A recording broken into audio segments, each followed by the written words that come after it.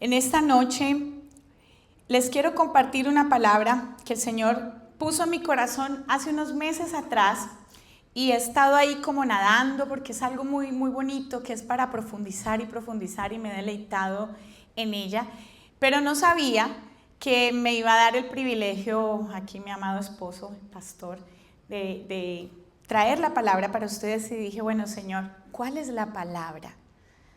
Y Él me dijo, bueno, vengo hablándotela ya desde hace unos meses atrás, entonces vamos con esa. Así que soy piedra viva. ¿Qué somos? Piedra viva.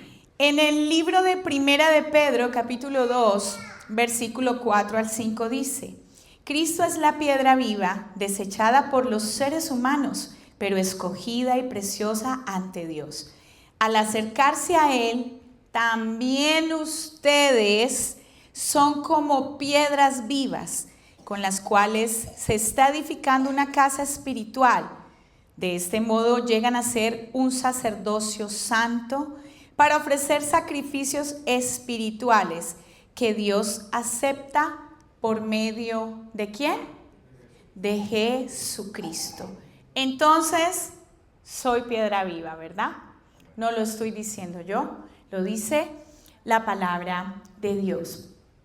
Pero vamos a profundizar mucho más. Si yo soy piedra viva, si como individuos somos piedra viva, entonces esas piedras somos también quienes edifican, quienes construyen esos edificios para Dios, pero un edificio en especial, la iglesia. Vamos a hablar de la iglesia, esa casa espiritual. Y esa iglesia es, diga, soy yo, eres tú, somos todos. No es un edificio y no es una estructura material. No estamos hablando de cemento, no estamos hablando de ladrillos, estamos hablando de vidas. Vidas que son piedras. Con esa vida, ¿para qué? Para edificar. Para que vivamos la vida abundante que Él tiene para cada uno de nosotros. Y a veces decimos, sí, pues vamos a la iglesia. Sí, este es un templo edificado para que lo adoremos, para que lo exaltemos. Pero tú eres la iglesia. Yo soy la iglesia. Y unidos en esa comunidad, por eso es importante congregarnos, ¿verdad? Que la palabra dice no dejarnos de congregar como algunos tienen por costumbre, porque es necesario que todas esas piedritas vivas nos juntemos una vez a la semana para que sigamos fortaleciéndonos y que esas iglesias individuales que van por ahí a todas las partes de, en este caso Miami-Dade y Broward, pues podamos ser luz para aquellos que lo necesitan. ¿Qué dice la Biblia en cuanto a la iglesia? Número 1, ¿qué es?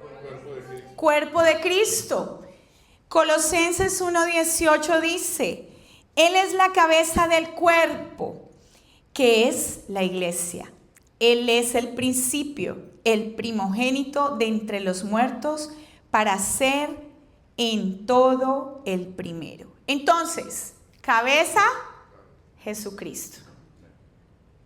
Iglesia, el cuerpo de Él. Miren qué importante que nosotros tengamos el pleno conocimiento de nuestra función como hijos de Dios. Él es nuestra cabeza, es esa autoridad.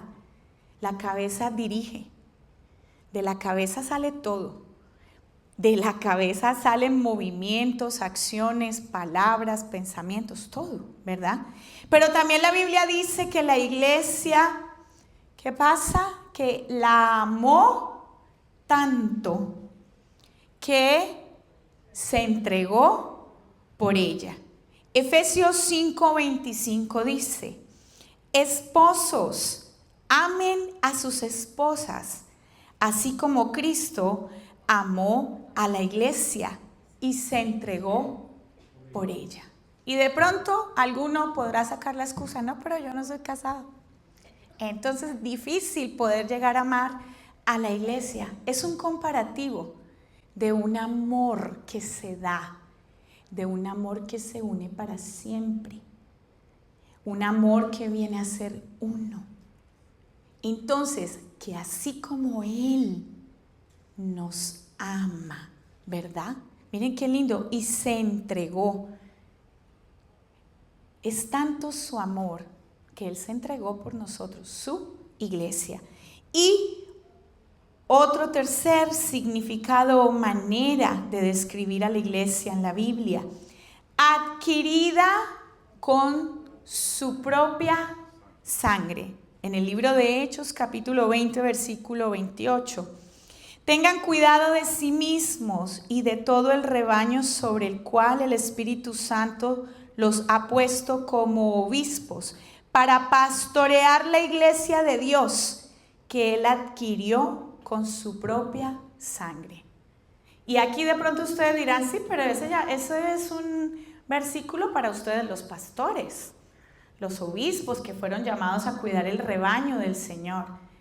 Ojo, tenemos que ver la trascendencia de las palabras, sí, mucha responsabilidad para nosotros, pero ¿qué es lo que cada uno de nosotros representa? Y dice que fuimos adquiridos por su sangre. Y eso todos lo sabemos. Él murió en la cruz por amor a ti y a mí. Entonces, yo soy la iglesia, ¿verdad? A ver, repítanlo conmigo. Yo soy la iglesia. Ahora, la pregunta que nos hacemos es, ¿cuál iglesia soy yo? Y aquí vamos a seguir metiéndonos en las aguas hasta llegar a lo profundo. Primera de Pedro, capítulo 2, versículo 11 al 12 dice: Queridos hermanos, les ruego como a extranjeros y peregrinos en este mundo que se aparten de los deseos pecaminosos que combaten contra el alma. Mantengan entre los incrédulos una conducta tan ejemplar que, aunque los acusen de hacer el mal, ellos observen las buenas obras de ustedes y glorifiquen a Dios en el día de su visitación. Aquí hay dos palabras que atraen mi atención.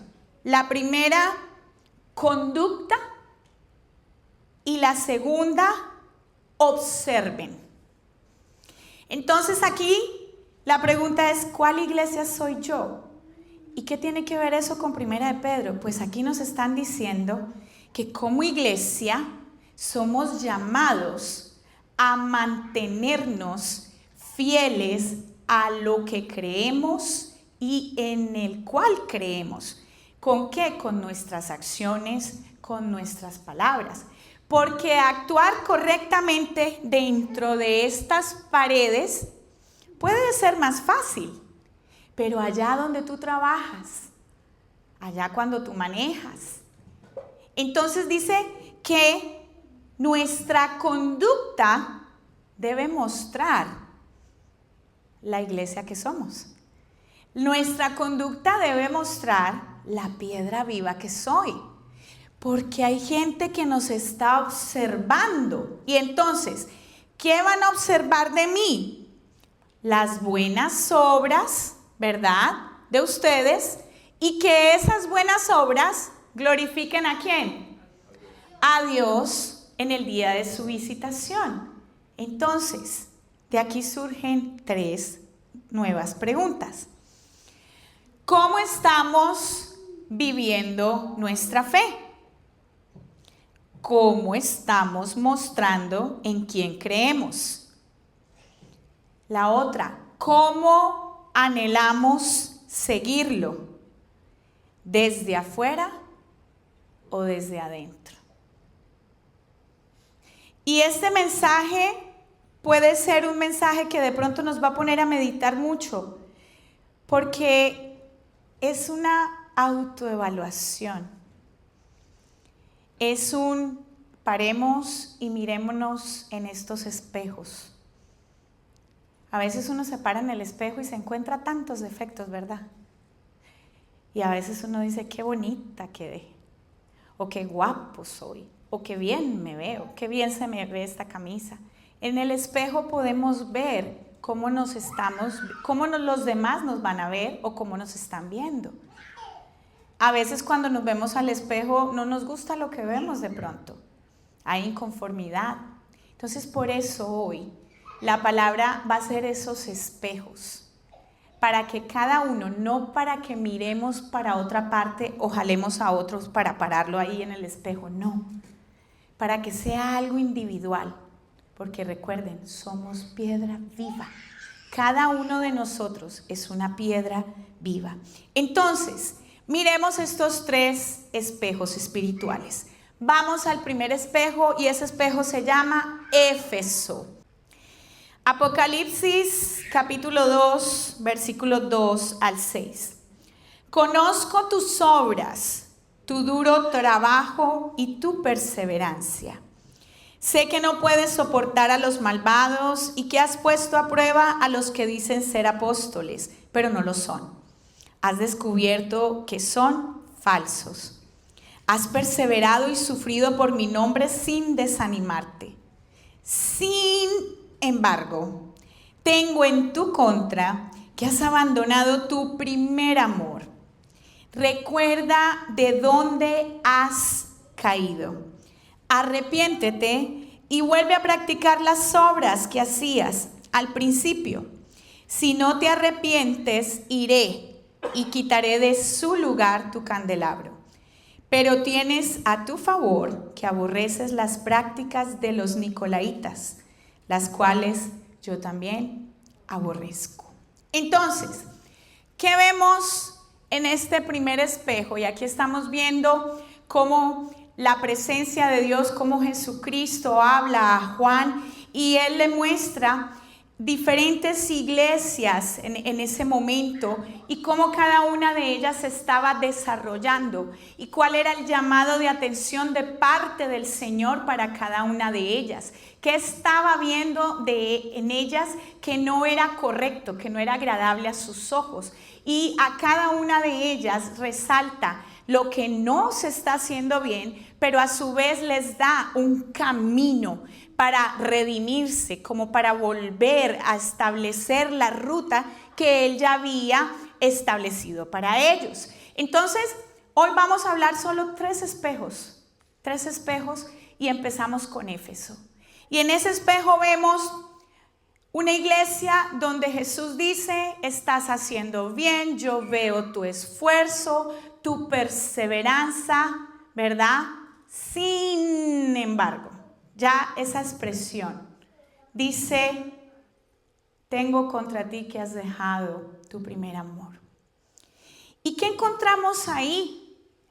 En el has dejado tu primer amor. ¿Y qué encontramos cuando dice, y te has olvidado de dónde has caído? Y ahí atrae más la atención. ¿Qué estamos viendo en ese espejo? Desconexión de Dios, una relación rutinaria, algo que se volvió del día a día. Había verdad en esa iglesia, y recuerden que estamos hablando para el individuo. Había verdad, había doctrina correcta, pero sin pasión y sin intimidad. Por eso se toca el primer amor. Porque es la manera en que se puede describir cómo nosotros los seres humanos nos apasionamos y queremos hablar con ese primer amor y queremos estar ahí, para donde tú vayas yo voy, y cuelga tú, no, cuelga yo, cuelga tú. Me acuerdo de las horas que hablábamos mi esposo y yo por teléfono. ¡Wow! ¡Qué vigilias!, ¿verdad? Y porque uno quiere estar con esa persona. Ellos estaban haciendo muchas cosas buenas y Dios no las desconoce. Sin embargo, y a veces la rutina, a veces voy a la iglesia, sé tanto de la palabra de Dios, hablo tanto la palabra de Dios, yo enseño tanto la palabra de Dios, yo hago, pero ahí, en lo más profundo, en esa intimidad, ¿Cómo está esa relación? Y entonces este espejo nos dice que la verdad sin amor es solo una religión fría. Y también nos dice que el amor sin verdad es un error. Eran dos cosas que estaban viviendo. Porque menciona a los nicolaitas. Y quiero hacer una pausa ahí. Los nicolaitas promovían que la gracia lo permitía todo, ¿verdad? Promovían que se podía mezclar con el mundo y no pasaba nada. Entonces, por eso este espejo nos dice, amor sin verdad es un error, porque se vuelve permisible. A lo bueno ya no se le dice bueno, sino que se le llama malo. Y a lo malo ya no se le dice malo, sino que ya es aceptable y ya nos acostumbramos y pues es el respeto a la libertad de culto, a la libertad de género, a las libertades que ustedes quieran ponerle, y entonces se pierde. Sin embargo, Jesús pide arrepentimiento y pide recordar de dónde has caído y volver a hacer las obras que hacías al principio. Eso lo dice para la iglesia de Éfeso. Y me llama mucho la atención cuando dice, recuerda de dónde has caído. Porque ciertamente la palabra nos ha enseñado que nosotros somos nuevas criaturas, ¿verdad? Y que las cosas viejas pasaron, pero que todas son hechas nuevas. Entonces de pronto uno dirá, pero ¿y para qué me acuerdo de dónde Dios me sacó? Si ya eso quedó en el pasado y la verdad no quiero ni acordarme. No, es bueno no perder de vista eso. No para decir lo que sufrimos, no, para glorificar su nombre, para comprender que por amor de Él hoy estamos aquí, que sin el amor de Él podríamos estar contando cualquier otra historia. Entonces, que aunque seamos sus hijos, que aunque hayamos recibido esa redención, que aunque seamos salvos por gracia, no se nos puede olvidar quiénes fuimos antes de Él y quiénes somos con Él. Y cómo su amor y su misericordia ha estado con nosotros en cada momento. Eso nos sirve para que el corazón se llene de gratitud y para que esa gratitud se vuelva ese amor, ese primer amor no se apague. Porque es decir, Señor, has hecho tanto por mí que cómo no amarte, cómo no obedecerte. Y venía a mi mente para esto el caso de la ciudadanía. Yo les conté a ustedes y les compartí el milagro del Señor y hablaba con mi esposo. 18 años esperando por mi milagro. Y sucedió, pero tanto, era en el tiempo de Dios. Lo que se pasó fue necesario para llegar a donde estábamos. Pero porque soy ciudadana, se me va a olvidar. O tengo que ya no tener empatía por aquellos que no la tienen. O no puedo ya mirar a los otros como antes porque ya tengo un beneficio. Es ahí donde debemos ser cuidadosos. Somos hijos de Dios. Somos ciudadanos del reino de los cielos. Y no se nos puede olvidar de dónde Él nos sacó, porque eso nos hace empáticos, porque eso nos ayuda a mirar al otro con ojos del amor de Dios y decirle, yo ahí estuve, pero Dios me sacó y a ti también te va a sacar. Porque nos sirve para poder sentir el amor de Dios y decir, Señor, así estuve yo un día y mira todo lo que has hecho, cómo no orar por esta persona, cómo no darle una palabra de aliento. Ahora, el segundo espejo se llama Esmirna.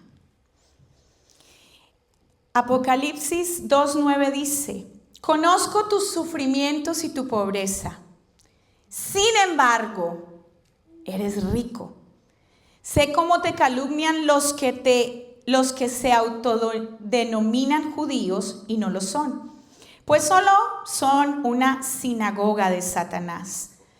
No tengas miedo de lo que estás por sufrir. Te advierto que el diablo meterá a algunos de ustedes en la cárcel para ponerlos a prueba y sufrirán aflicciones durante 10 días. Sé fiel hasta la muerte y yo te daré la corona de la vida. Y ustedes dirán, uy, pero pastora, esta Esmirna le fue peor que a la otra, porque imagínense, pobres, y les iba a ir peor, porque eso es lo que el Señor les está diciendo. Pero miren lo que este espejo nos muestra. Ahí no hubo un llamado a corrección de parte de Dios, de parte del Señor Jesús. Él solo les afirmó que a pesar que ellos vivían entre necesidades, ellos eran ricos. Miren que usa la palabra, sin embargo, eres rico. Eso quiere decir que les está afirmando que su riqueza no era la material. Eso quiere decir que les está afirmando que aunque lo que los rodea no es lo más agradable, la riqueza está ahí adentro de ellos, por lo que ellos valen para Él.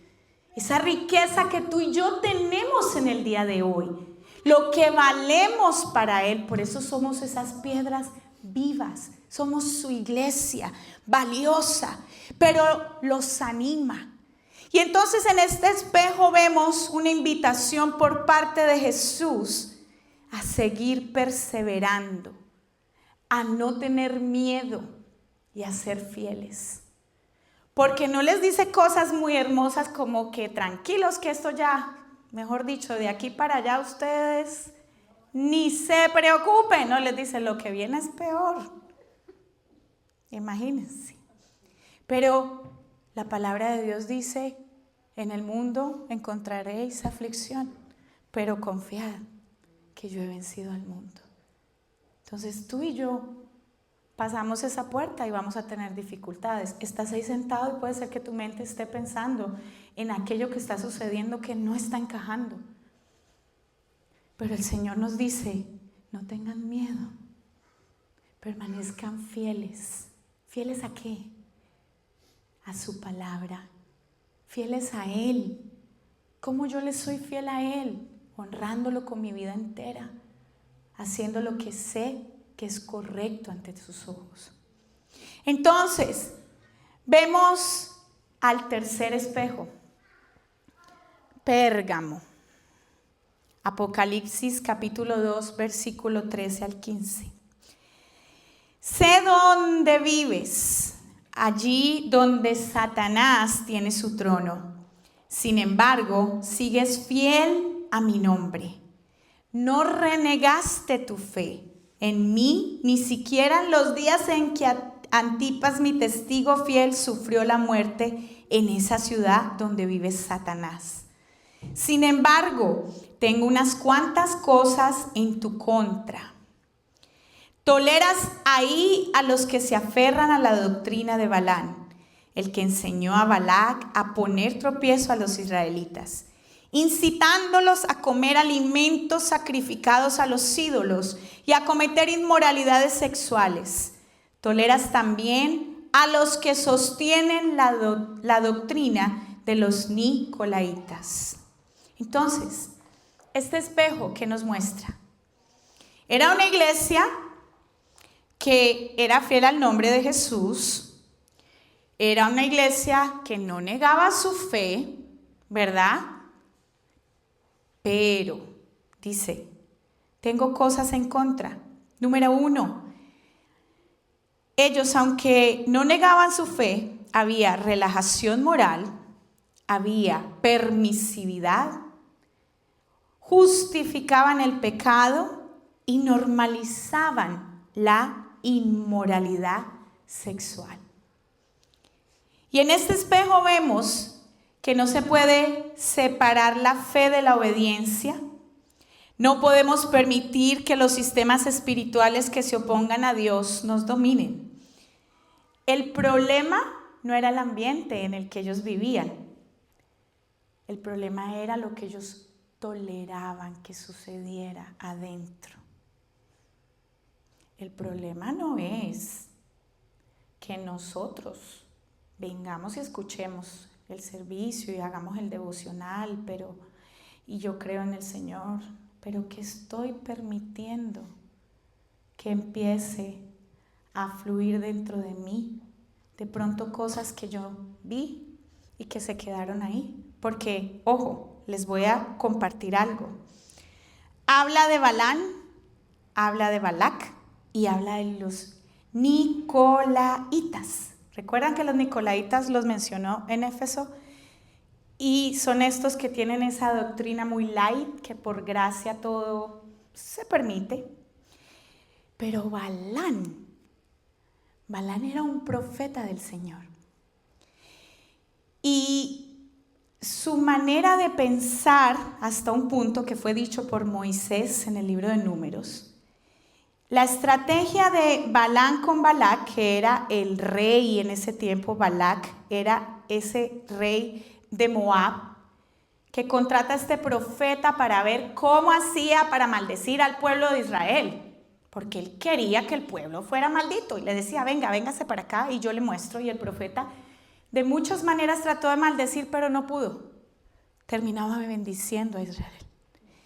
Sin embargo, la estrategia fue corrupción desde afuera, usando la tentación. Y la estrategia de los Nicolaitas era corrupción desde adentro, usando una falsa doctrina. Entonces vemos aquí una mezcla como en una licuadora, que había de todo, como estamos expuestos hoy en día. ¿Qué estamos viendo? ¿Qué estamos escuchando? ¿Qué palabras estamos siguiendo? ¿Cuál es nuestra guía de verdad? ¿La palabra de Dios? ¿O solo me estoy conectando con doctrinas que me puedan agradar? La palabra no cambia. La palabra es viva y ella es eficaz y es más cortante que espada de doble filo. Pero necesitamos leerla, interiorizarla y tener el tiempo con el Espíritu Santo. No quedarnos solamente con prédicas. No quedarnos solamente con audios que suenen bonito, que solo digan palabra de Dios. Necesitamos escudriñar las Escrituras. Y que el Espíritu que da vida a esas Escrituras, que habita en ti y en mí, nos dé el discernimiento para decir, oiga, eso que está viendo no está bien. Oiga, eso que está escuchando no está bien. Porque algo sutil se va metiendo. Y vuelvo y le repito, el problema no era el ambiente aquí en Pérgamo. Era lo que ellos permitían que sucediera adentro. Allá, cuando tú apagas la luz. O allá, cuando tú estás en soledad. En esa soledad de tu carro, en la soledad de tu trabajo, en la soledad contigo mismo. Hablo de apagar la luz, es cuando haya un silencio, cuando ya nadie te ve. ¿Qué sucede dentro de nosotros? ¿A quién acudimos? ¿A quién le hablamos? Entonces, en este espejo les repetía, me llama la atención, no se puede separar la fe de la obediencia. Tenemos fe y soy obediente. Porque a través de esa obediencia, esa fe va a seguir creciendo. Porque a través de esa obediencia es que yo voy a ver los milagros suceder. Porque a través de esa obediencia es que yo voy a ser transformado. Porque a través de esa obediencia es que yo voy a conocer cada día más a Dios. Oigan, y la obediencia cuesta. Porque el ser obediente no es tan agradable a veces. Porque hay que hacer cambios. Pero vale la pena. Obedecerle al Señor nunca nos va a llevar por un camino de pérdida, sino por un camino de ganancia. Y una ganancia espiritual, una ganancia generacional. Entonces, para hacer un resumen y irnos ya para el cierre, Éfeso nos recuerda que la verdad sin amor se enfría. Esmirna nos enseña que la fe aprobada agrada. Pérgamo nos advierte que ceder poco a poco puede destruir mucho. Entonces ahora quiero cerrar con una pregunta, como comencé con varias. La pregunta no es ¿cuál iglesia soy yo? ¿La leemos todos? La pregunta no es ¿cuál iglesia soy yo? Sino ¿qué me está diciendo el Espíritu Santo hoy? Y en el libro de Primera de Pedro, capítulo 2, versículo 9 al 10 dice: pero ustedes son descendencia escogida, sacerdocio regio, nación santa, pueblo que pertenece a Dios, para que proclamen las obras maravillosas de aquel que los llamó de las tinieblas a su luz admirable. Ustedes antes ni siquiera eran un pueblo, pero ahora son pueblo de Dios. Antes no habían recibido misericordia, pero ahora ya la han recibido. ¿Quién es ese pueblo de Dios? Nosotros, ¿verdad? Conclusión: seamos esa iglesia que vive desde el amor verdadero, el que nos redimió y nos perdona constantemente, ese que nos lleva al arrepentimiento y anhelar vivir en santidad, reflejándose desde adentro hacia afuera. Esa iglesia con conciencia que su Señor está presente siempre y que no es un Dios lejano. Esa iglesia con conciencia de que somos obra en construcción, que no somos perfectos, que el que es perfecto nos hizo su Hijo y que quiere lo mejor para nosotros. Entonces, ¿a dónde queremos? ¿Cuál iglesia? ¿Qué es lo que el Espíritu Santo me habló hoy? ¿Por dónde debo yo seguir caminando? O si tengo que retomar, bueno, hacerlo. Pero comprender que el obedecer la palabra de Dios nos va a llevar a vivir la vida abundante que Él tiene para cada uno de nosotros. No nos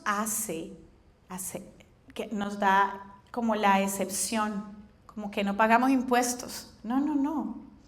Hay que pasar dificultades, pero recordar que Él ya las venció y que como Él ya venció al mundo, pues tú y yo somos más que vencedores. Amén.